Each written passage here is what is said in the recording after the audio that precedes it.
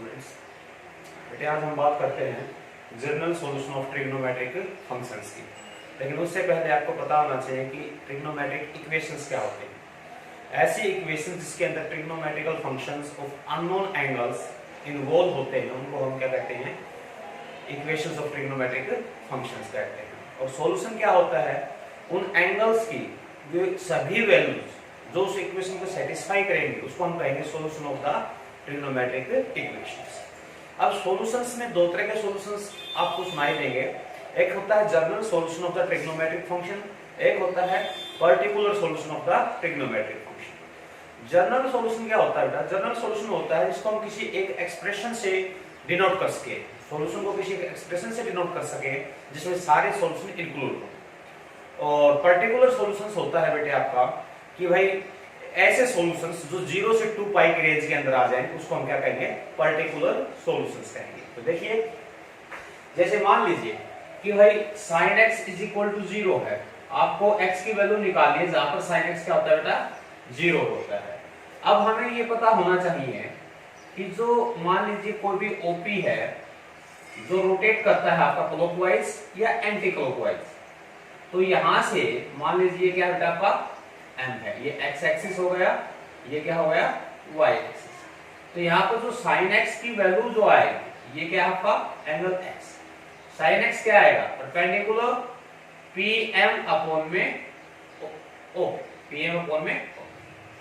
अब ये 0 कब होगा, जब ये आपका 0 हो, और ये रेशियो 0 कब होता है, जब आपका न्यूमरेटर 0 होगा, यानी pm क्या होगा 0, pm क्या होगा बेटा 0।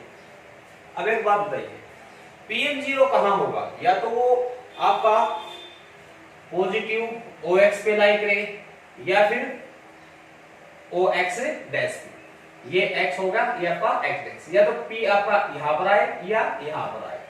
यहां पर अगर वो है तो इसको हम 0 काउंट करते हैं, ये आपका पाई बाई 2 होता है, ये आपका पाई, ये 3 pi by 2, 2 pi and so on. और एंटी क्लॉकवाइज लोगे तो ये क्या हो जाएगा माइनस पाई बाई 2 हो जाएगा, ये माइनस पाई हो जाएगा, ये माइनस का 3 पाई बाई 2 माइनस का 2 पाई।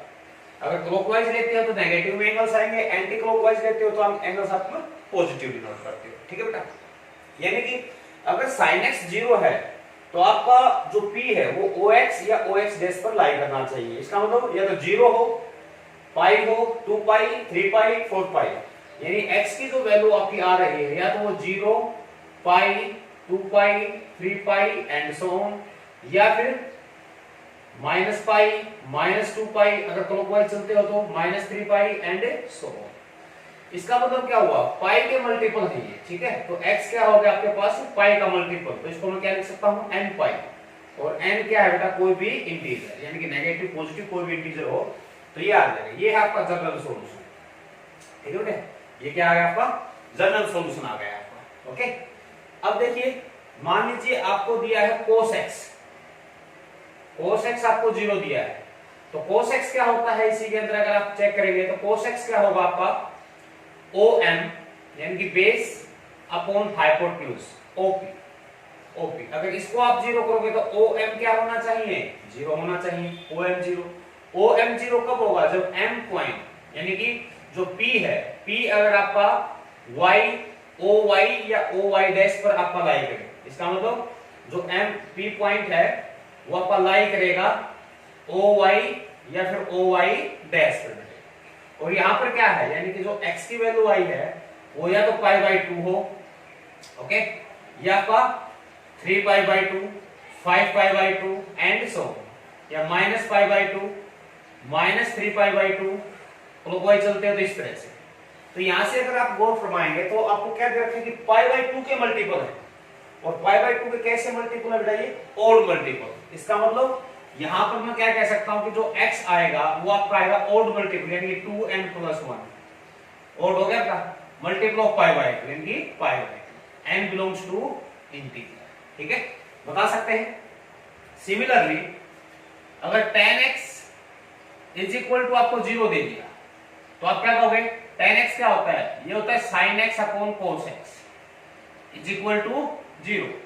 और अगर ये 0 है तो यहां से आप क्या कहोगे कि sin x 0 होना चाहिए, न्यूमरेटर 0 होना चाहिए आपका, और sin x 0 कहाँ होता है n पाई पे, यानी कि अगर tan x 0 है तो इसकी भी वैल्यू क्या आएगी आपकी n पाई आ जाएगी, n बिलोंग्स टू इंटीजर, ठीक है बेटा। इसके अलावा अगर ये 0 ना दे रखे हो, यानी कि आपकी कुछ और वैल्यू दे रखी हो, जैसे sin x is equal to something sin y दे रखा है आपको, ठीक है, इस केस में x की वैल्यू आप कैसे निकालेंगे, तो देखिए अगर sin x equal to sin y दे रखा हो, दोनों sin के एंगल हैं आपके, तो आप क्या कहोगे कि sin x minus sin y is equal to क्या हो जाएगा आपका 0 हो जाएगा बेटा। सीधी फॉर्मूला अगर यहां से लगाते हो आप तो क्या हो गया 2 cos x plus y by 2 sin x minus y by 2 is equal to 0। अब ये दो फैक्टर आ गए, दोनों का प्रोडक्ट 0 है, तो या तो पहले वाला यानी cos x plus y by 2 ये 0 होना चाहिए, या फिर sin x minus y by 2 ये 0 होना चाहिए बेटा, दोनों में से कोई एक 0 होना चाहिए। cos वाला 0 कहां होता है odd multiple of pi by 2, यानी कि x प्लस y बाई 2 आपका होना चाहिए 2n plus 1 into pi by 2, इसके बराबर होना चाहिए। 2 से 2 आपका कैंसिल हुआ, तो x प्लस y किसके बराबर आ गया ओड मल्टीपल ऑफ पाई, यानी कि x बराबर क्या आ गया odd multiple of pi minus y, यानी कि y क्या रहना चाहिए आपका नेगेटिव। तो मैं अगर इसी की टर्म में इसको लिखना चाहूं तो x को ऐसे लिख सकता हूं 2n प्लस 1 पाई, जो माइनस है इसको माइनस प्लस का साइन देके माइनस 1 की पावर कर दी मैंने ओड 2n प्लस 1 इंटू में क्या हो जाएगा y क्योंकि ओड मल्टीपल ओड पे आएगा तो अपना क्या आएगा हमेशा नेगेटिव वैल्यू जनरेट करेगा ये। अगर मान लीजिए यहां से आपका 0 है तो साइन 0 कहां होता है, ये होता है n पाई पे, ओके। तो x माइनस y किसके बराबर आ गया बच्चों 2n पाई, यानी कि x किसके बराबर आ गया 2n पाई प्लस y, ठीक है बेटा। अब देखिए यहाँ पे प्लस है, यहाँ पे क्या था आपका माइनस, तो इसको भी अगर मैं लिखना चाहूं तो इसको ऐसे लिख सकता हूं 2n पाई प्लस माइनस 1 की पावर 2n, क्योंकि इवन पावर कर दी तो प्लस ही हो गया। ये ऐसा करने की जरूरत क्या पड़ी, क्योंकि देखो हमें पैटर्न सेम बनाना है, तो दो ऑप्शन है आपके पास, ये अगर ओड मल्टीपल है पाई का तो यहाँ पर ओड पावर है नेगेटिव आएगा, इवन है तो इवन हो जाएगा। तो दोनों को अगर कंबाइन करूं, मैं दोनों को कंबाइन करूं तो ओड भी आ गया इवन भी आ गया, तो मैं डायरेक्ट लिख सकता हूं कि भाई ये क्या हो जाएगा n पाई प्लस माइनस 1 की पावर n y।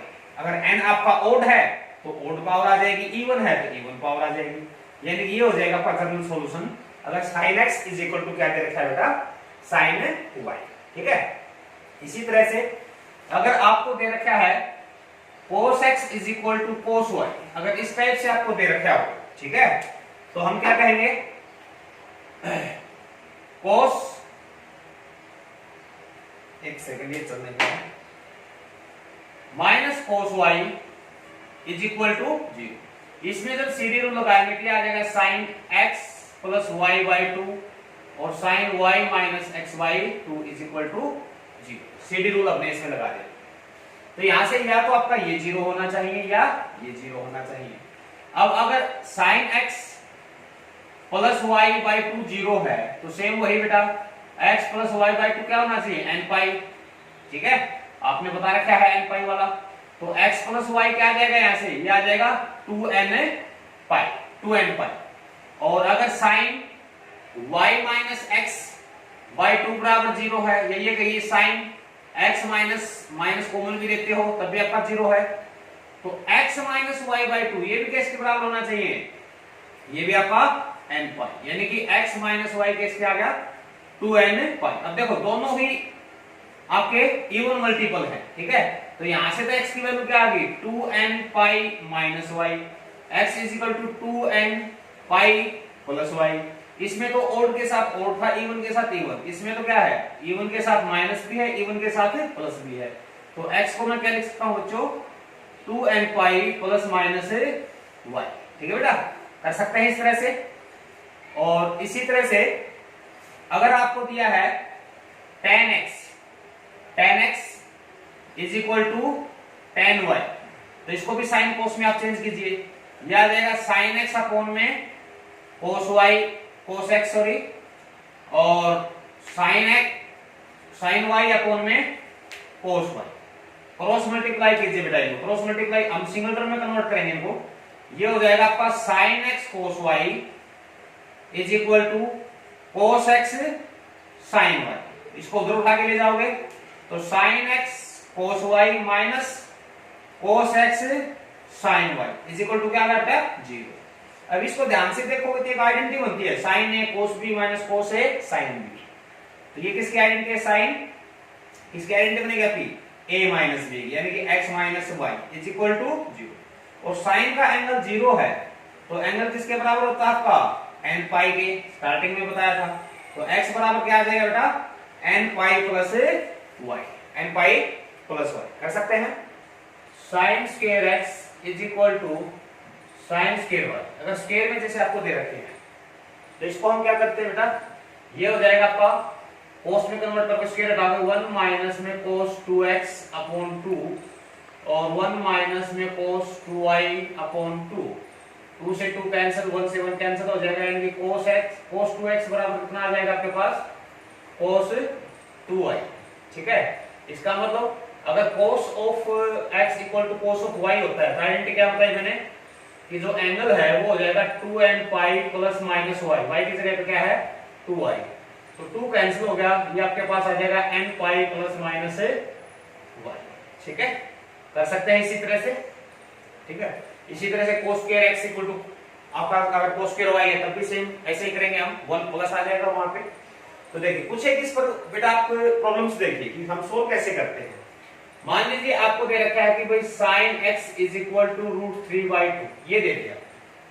ठीक है, वो आपसे इसमें दो बातें पूछेगा, तो इसका पर्टिकुलर सॉल्यूशन बताना है या इसका जनरल सॉल्यूशन बताना है।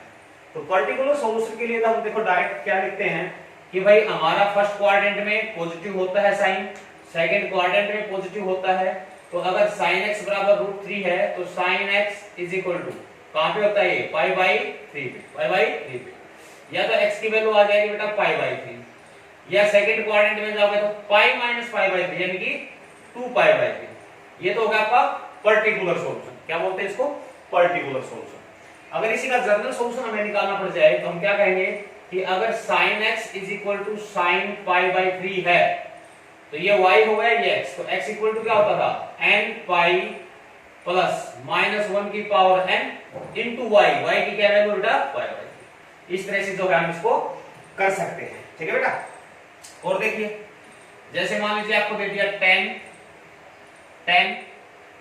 3x upon 4 is equal to 0 दे दिया। ठीक है, 10 यानी कि पैरामीटर का मल्टीप्लाई कुछ भी हो सकता है आपका, इससे कोई फर्क नहीं पड़ने वाला हमें। अब हमें देखना है कि 10 की जो वैल्यू हो 0 है, तो जो भी इसका पैरामीटर है आगे ये क्या होना चाहिए, ये n पाई होना चाहिए। ठीक है, कहां पे 0 होता है, पाई के मल्टीपल पे 0 होता है, तो x की वैल्यू यहां से क्या आ जाएगी, आप 3/4 उधर भेज दो, ये हो जाएगा 4n पाई अपॉन में बेटा 3, और n क्या है, n कोई भी एक इंटीजर हो सकता है, कर सकते हैं। और देखिए सपोज कीजिए आपको दे दिया बेटा cot x plus 1 is equal to 0, cot x plus 1 equal to 0 दे दिया, तो cot x की वैल्यू क्या आएगी, यहाँ पे cot x की वैल्यू आ जाएगी -1, और इसका रेसिप्रोकल करोगे तो tan x की वैल्यू भी क्या आएगी, cot x क्या होता है 1/10, उल्टा करोगे तो ये भी कितना आएगा -1। अब tan x -1 कहां पे होता है, तो देखिए tan जो था π/4 पे 1 होता है बेटा। ठीक है, π/4 पे आपको पता है 1 होता है 45 डिग्री पे, माइनस है तो माइनस मैं इसके साथ लगा देता हूं। ठीक है, क्योंकि tan -x tan x ही होता है। अब ये x है ये y है, अगर tan x बराबर tan y हो तो x बराबर क्या होता है n पाई प्लस y, यानी कि प्लस की जगह क्या आ जाएगा आपका -π/4। ये आपका क्या आ जाएगा, इसका जनरल सॉल्यूशन आ जाएगा। ठीक है बेटा, कर सकते हैं।